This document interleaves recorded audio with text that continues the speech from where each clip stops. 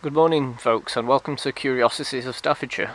Today we're standing in the churchyard of St Lawrence's in Bidulph, just north of Stoke-on-Trent, and we're here today to explore another little local legend, and also to take a look at some very interesting coffin lids from the medieval period, and how they possibly add weight to the local legend, possibly. The story to which I'm referring is a little story that's known locally as the Black Men of Biddle, who were a supposed group of foreigners who were brought to Bidulph in the Middle Ages from the east, and they're referred to in sources as a dark-skinned race, and this has led to speculation that it refers to Saracens from the Holy Land who were brought back to Bidulph during the time of the Crusades.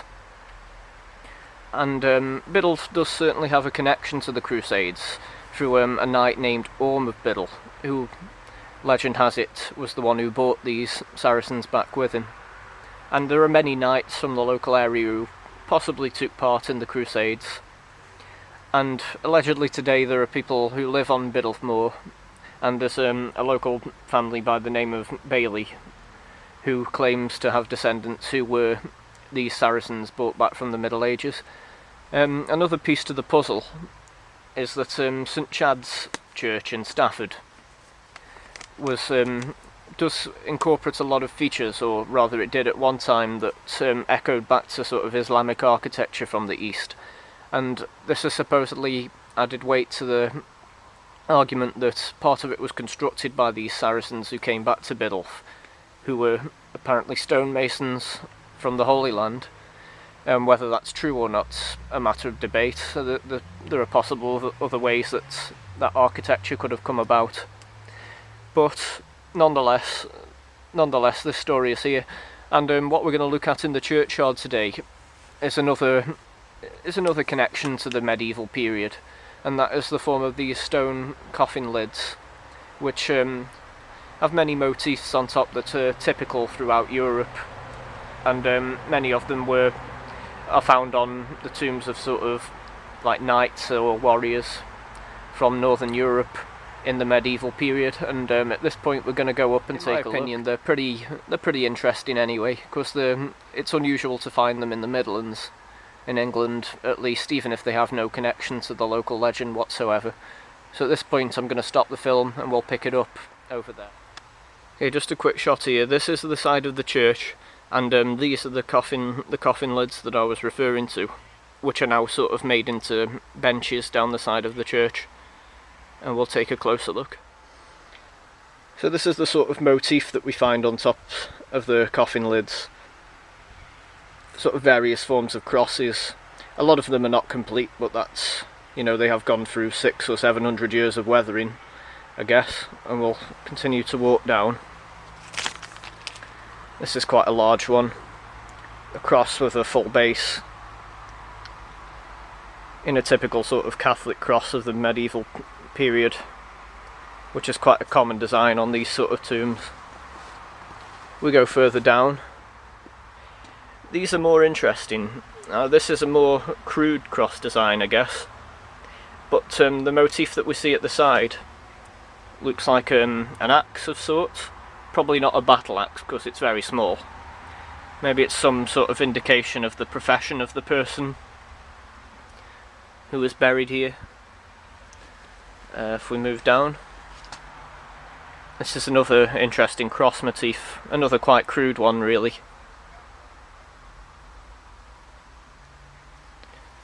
Moving on again, and another sort of incomplete design. A more elaborate design this time.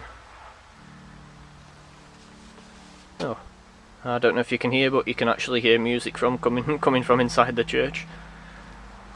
And here's the most interesting one for me. I mean, the cross itself's well worn, but if we look down, one side you can clearly see the outline of a battle axe, and another possible little motif which has been well weathered there. And on the other side, you can see the outline of a sword. Now, what this indicates, I'm not quite sure. The person could have been a warrior, it could have been a blacksmith or something like that, but This kind of coffin lid is consistent with the tombs of sort of Norman knights, and it is actually quite a common motif on many Crusader tombs found throughout Europe as well. The ones who were maybe not rich or important enough to have, you know, the big full alabaster effigies were buried in sort of tombs like this. And you can find many examples of this sort of thing around the country and around Europe, in fact. And this is the interesting part for me. I mentioned the connection that Bidulph had to the Crusades, and make of it what you will, but the presence of these tombs here in the churchyard in the area maybe possibly had a bit of weight to that story. But of course it's a very tentative link, because these could have come from anywhere, to be fair. They might not have been from this site originally. Now I'm going to set the camera down so we just look at this one and add a bit more info. Now if you want to find out more about this story, there are a couple of links on the internet if you Google Black Men of Biddle, and one of them actually comes from the Church of St Chad's website. Now this is somewhat confusing because it talks about these gravestones, but it also talks about the architecture of the church. The church that it's referring to is actually St Chad's in Stafford, and it's nothing to do with Bidulph. Stafford is some 25 miles south of here, so it's actually quite confusing if you turned up expecting to see these slabs and the architecture on the church itself, because they're completely unrelated. To see that, or what remains of it, in fact there's very little left of the old Islamic architecture in Stafford. You could go and visit St Chad's in Stafford, of course, as well.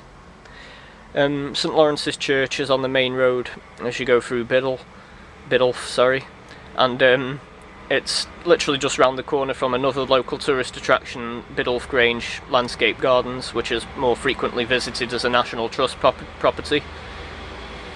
And you could park on the car park there and walk round the corner to the church, or you can park nearby. But if you're interested in medieval history and that sort of period, then these are well worth a look, I'd say. So this is Bidulph, just north of Stoke-on-Trent, and this has been Curiosities of Staffordshire. Thank you very much for joining me.